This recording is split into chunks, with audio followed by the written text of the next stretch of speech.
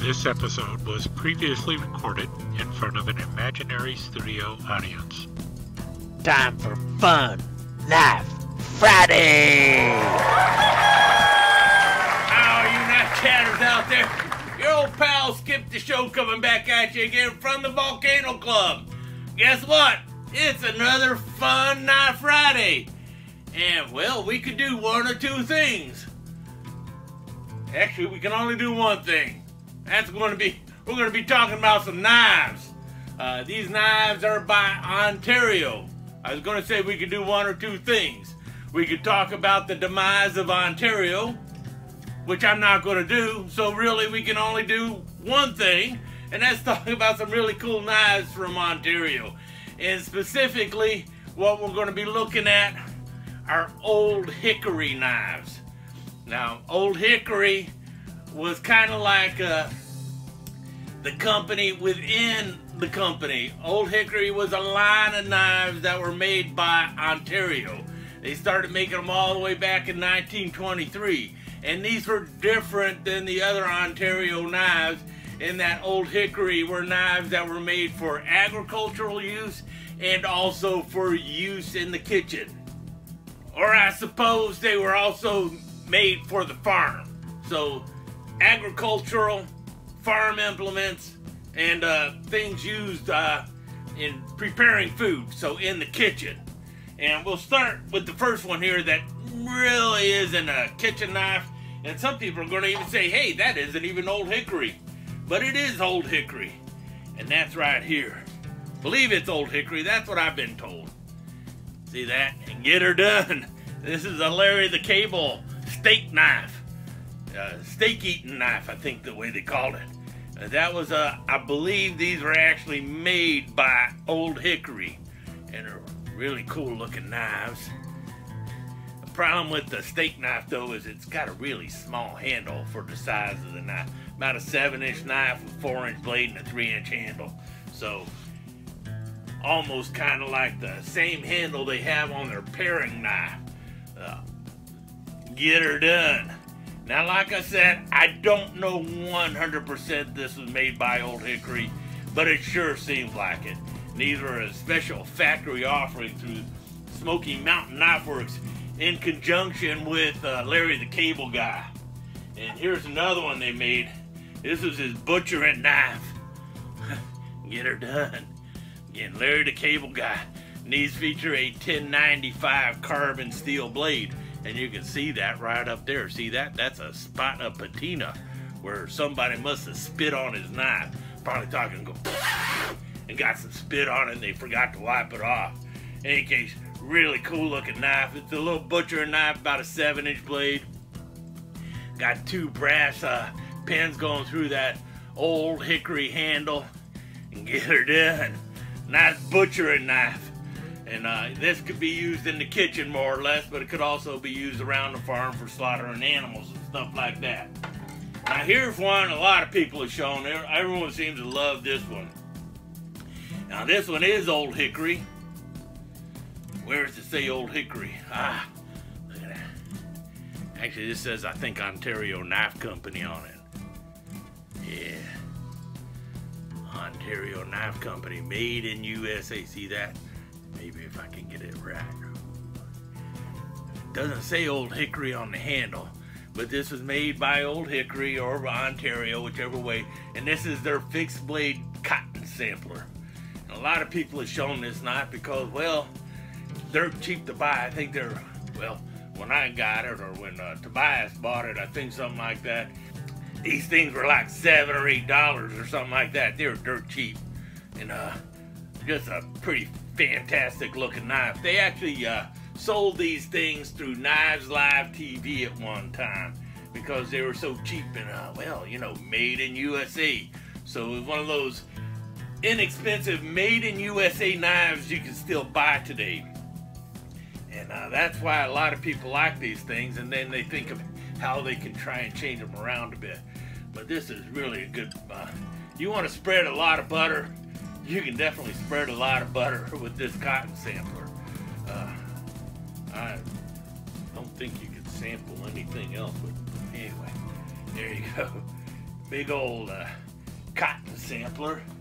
But now, as funky as this one looks, I don't think this one is nearly as funky as this next one I'm going to show you. And this is one you should be looking for instead of the cotton sampler. It's called a lettuce knife. Now we're going into knives that are actually used. Well, cotton sampler is an agricultural knife. So this is why it was made. It was made for agriculture. A lot of people complain. I'm going to get to the next knife in a minute.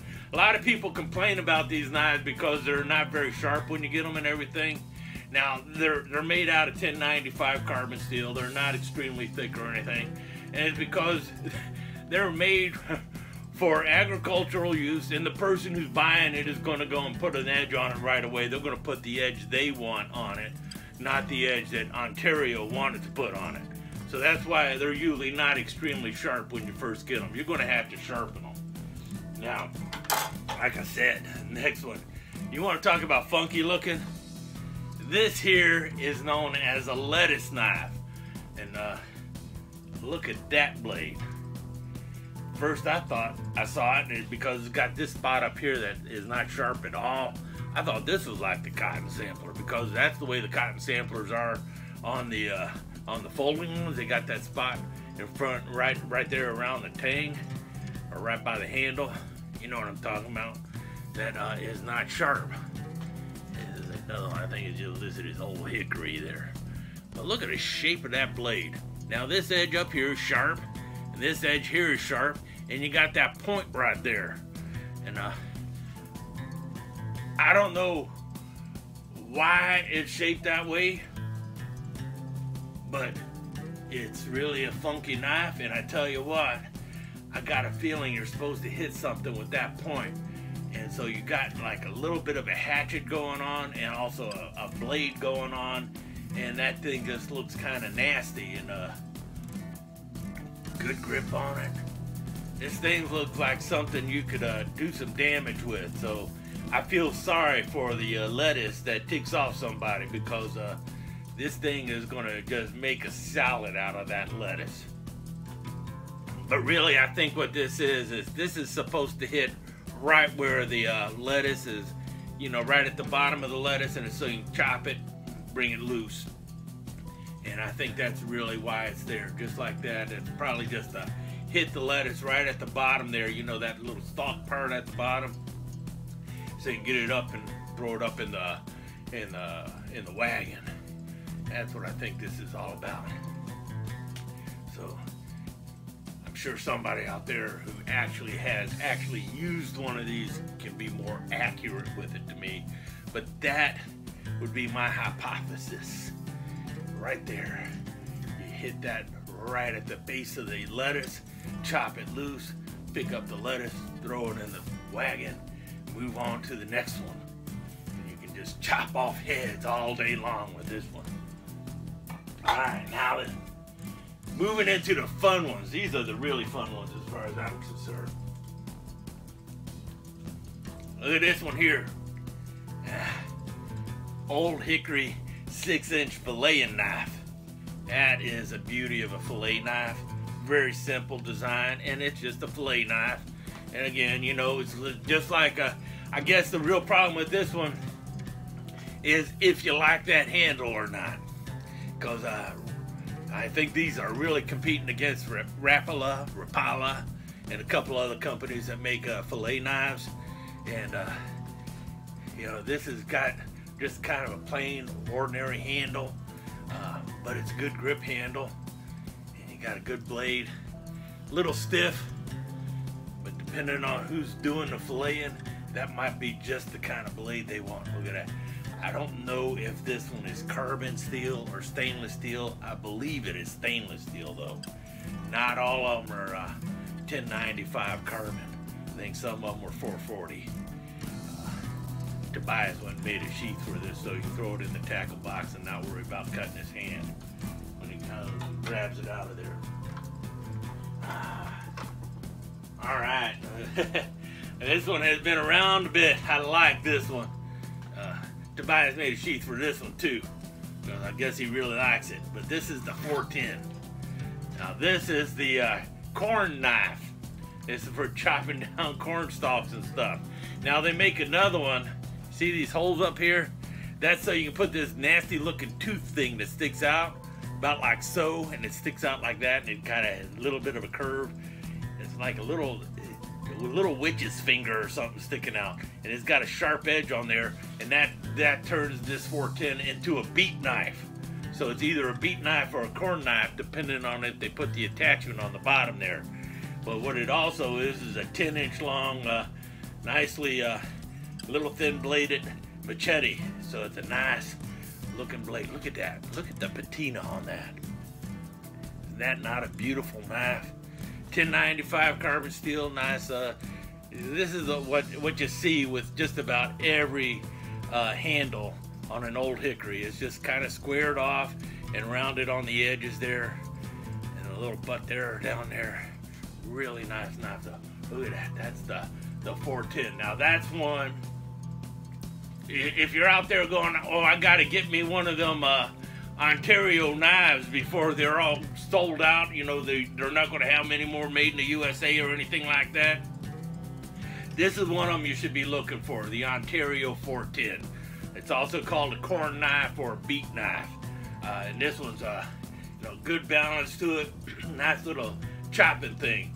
Now they also made this in the Larry the Cable Guy line of knives, and they called it the watermelon knife or the watermelon cutting knife or something like that, or watermelon slicing knife. And this will do a business on a watermelon, so really nice knife. And I think the watermelon knife was actually serrated. But anyway, you see that, look at that. Is that not a pretty knife? Yeah. And the 410, yeah, by Ontario, the Old Hickory 410 corn knife. Yeah, I really like this one. This is a great one. These are, I guess they're probably around 20 bucks now. So if you're looking for a nice little handy, small 10-inch machete, take a look around for that one before they're gone, because this one I think is one that you want to grab, the 410. Now this next one is especially cool, and that's because, well, this one is especially big. It's the biggest Old Hickory knife I've got, and this was given to me by a viewer of the channel. And look at that one. This is a carving knife. It's also known as a chef's knife. But what's really cool about this one is, look at that stamp on the blade there. You see that? Can you read that? Let's get up there. Yeah, that's right. This is U.S. military issue, and it's dating back to 1953. U.S. Ontario Knife Company. And this is like a carving knife. Like if you're at a carving station, you know, where they cut up the roast beef to make roast beef sandwiches, you might see a knife like that around that spot. But you can also use this to take big chunks of meat and turn it into little chunks of meat. Like take a side of beef and cut it up. Often you use a cleaver for that too. So, but this is for more delicate work, getting meat off the bone and making big slices. And that's where it comes in really good at a carving board, because you can make really long slices with the beef and get nice thin slices of beef with this. Of course, you know where else it always shows up. This is the kind of knife that you find, you know, in the slasher movies, because it's just a big old butcher knife. Because that's what it can also be called. It can be called a butcher knife, a chef knife, or a carving knife. And this one's really nice. It's got a 12-inch blade, about a 5.5-inch handle, so about 17.5 inches overall. And look at the handle there. This is something you don't see on Ontario these days. Notice that kind of eagle head pommel back there, so you got a really good grip on this thing. This is a classic 1953 Ontario carving knife. And really good balance, good stiff blade. Again, look at the patina on there. Nice 1095 carbon steel going through there. And this was made for U.S. specification. Really, what it came down to is the military said, hey, we need ourselves some carving knives, and the specification was one companies who are already making carving knives, and it's like, yeah, we can make those for you, and they just got a contract for it. But the fact that it's got the stamp there for the military is pretty cool. So they didn't always do that, you know. Later on, you don't see those kind of stamps on the blades. The U.S. government property stamps kind of disappeared later because they just basically just bought it off the shelf and everything. But there you have it. That is just one heck of a beautiful Ontario carving knife. But you're going to have to find something like this on the secondary market, or you're just going to have somebody who really likes you send you one and give it to you for free, because this is just a beautiful knife. And this is one of my favorite Ontario knives and one of my favorite Old Hickory knives. Yeah, Tobias doesn't know it, but it's mine now. He got it, now I got it. Until he finds that I have it over here and takes it back from me. Anyway, let's move on to the last of the Old Hickory knives, or Ontario knives, that I think you should probably try and look for and grab, because this one's still readily available. Goes for about 15-16 bucks, and is definitely one of those knives that if you're looking at Old Hickory knives and you're like, oh, they're gone forever, I need to get one or two beforehand, this is one you can grab, and you probably should grab, and it's probably one of the coolest ones they make. Alright, you ready for this one? Now, it doesn't come with the sheath. This is a sheath that Tobias has been working on for years, but has never quite finished. All he's got to do is lace it up. Why doesn't he just go and get a needle and lace this thing up? But no, he hasn't done it. He's just got to lace it up. But what we got here is the Old Hickory pig sticker. Now they just call it the OH sticker because I guess it just, well, if you remember back in the 1960s and 70s, police officers were called pigs a lot by people who didn't like police officers. Police then later changed that into an acronym of pride, integrity, guts, so that they could feel good about being called pigs. But yeah, the law enforcement officers were often called pigs, and so having a knife called a pig sticker kind of left a negative connotation to the knife. But the reason they are originally called a pig sticker is because you stuck pigs with them, as in farm animals, and you used them to basically drain the blood from the pig. You know, part of the slaughtering process, so you jab this into the neck, and the pig usually didn't like that too much. But anyway, it was a way of taking care of a pig. And what you got here is a beautiful little double-edged little pokey knife. So it's like a 6-inch dagger going on there with a 5-inch handle. Now there's no cross guard on it. That's what a lot of people complain about. But the thing is this was an agricultural implement, or it was a farm implement, and what you're doing with it did not require a cross guard. So there's no cross guard on it, so people are always worried, well, how can I stop my fingers from going up onto that blade? Well, hold the knife right, and you won't have that problem. That's all I can say, and use it as intended. So you might want to grab the blade on the side here, and when you're you're poking. See what I mean? Finger can actually get up on the blade if you need to. Put your thumb there for indexing when you're stabbing, because that's what it's for. It is for stabbing, but you can also slice with it, dice with it. You can make julienne fries with it, as far as I know. But anyway, there you have it. The OH sticker now, formerly known as the pig sticker. And you see right there, Old Hickory. Now, this is one of the older ones. Now what Old Hickory is doing with all their steel blades is they got that funky looking forged marks on the blade. So this is one of the older ones. If you buy a new one, chances are it's going to have those funky forge marks on there. And that's the same with just about any other newer Old Hickory knife. I think they started doing that probably about 7-8 years ago, maybe 10 years ago. They started putting those forge marks on there, which kind of make the blade look ugly to me. But anyway, there you have it.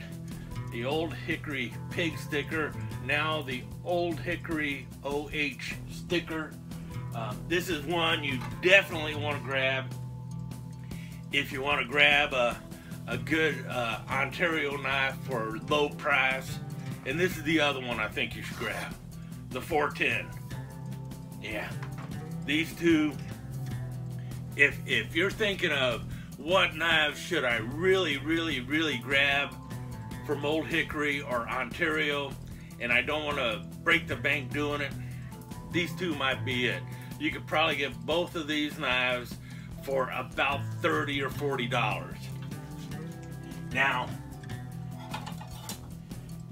if you can find one of these, good luck. I have not seen the lettuce knife in years, but man, talk about something funky.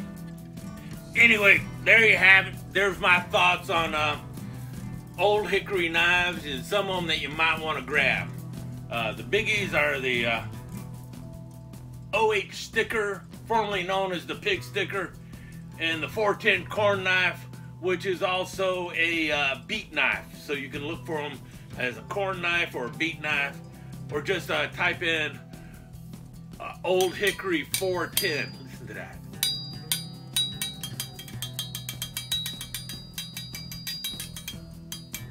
Ooh, that's such a wonderful sound. We could like try and play music on there.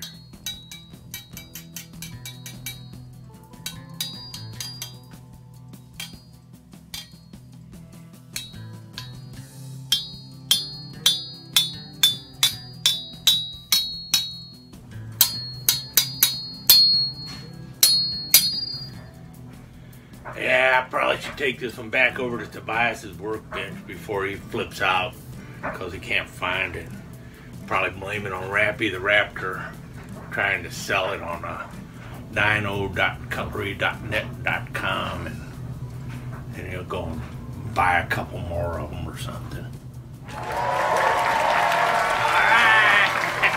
there you have it, all you knife chatters.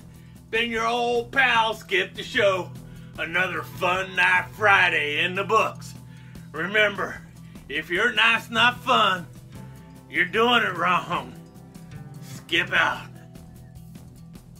If your knife's not fun, you're doing it wrong, and Skip out are registered trademarks of Skip the Show Enterprises. This has been a Cat Production presentation. All rights reserved.